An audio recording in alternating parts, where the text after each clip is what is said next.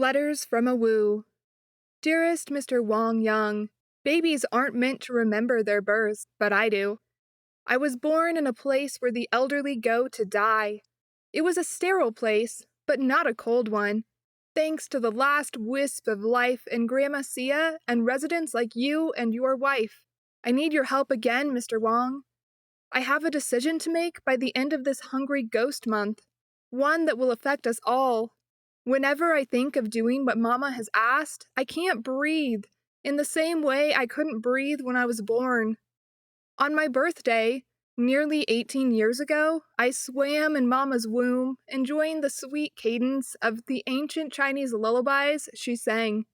The subtle beeps and whirls of Grandma Sia's medical equipment in the hospice room acted as drum beats to her melody.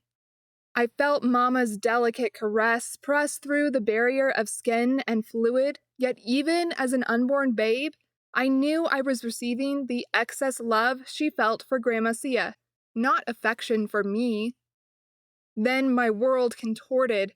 Mama's womb rejected me and squeezed until I thought I was going to pop.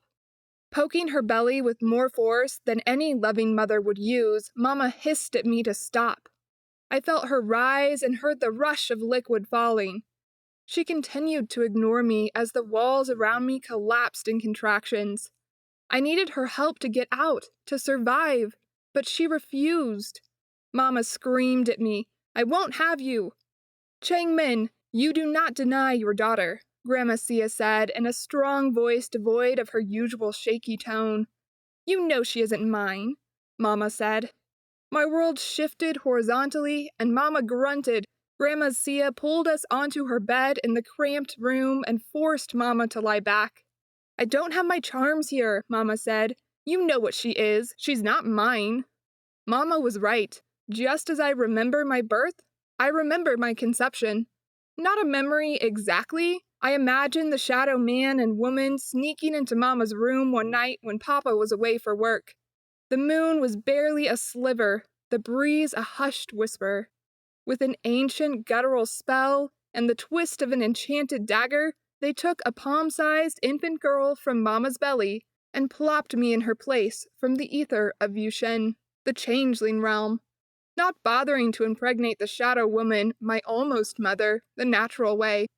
A sharp ache of rejection settles in my chest when I think of how even my own kind didn't want me.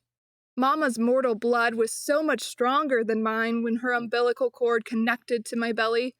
It seared inside me as both a nourishment and a poison. The way drugs or alcohol both sustain and kill an addict, her blood fueled my body and devoured my life force. A similar pain echoed back at me as the shadow man used the dagger to slice into the shadow woman's stomach. The real little girl sank into that dark womb, and her blood mingled with that of a changeling, fusing with their dark magic. But she was wanted, so her life force wasn't destroyed. As they slipped into the night and back to Yushin, her pain quieted, then subsided, especially after her birth. Mine has not. Mama gave in to the need to push, but refused to cry out. She didn't want Grandma Sia's caretakers to interfere, but they came anyway. Voices shouted commands to push, get more towels, and move Grandma Sia to her chair. "I will not miss meeting my granddaughter," Grandma Sia insisted, and her spirit drew closer to mine. The walls squeezed tighter and tighter, propelling me forward.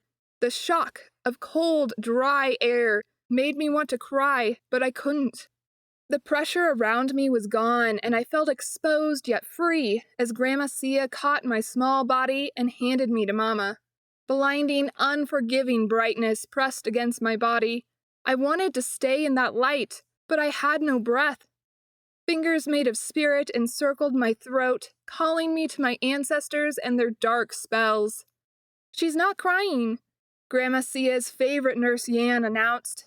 Without the gift of breath, I only had a fraction of a moment in the mortal realm, but Grandma Sia would have none of that.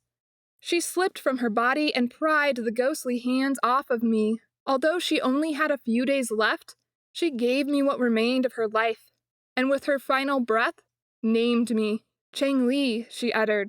"Beauty."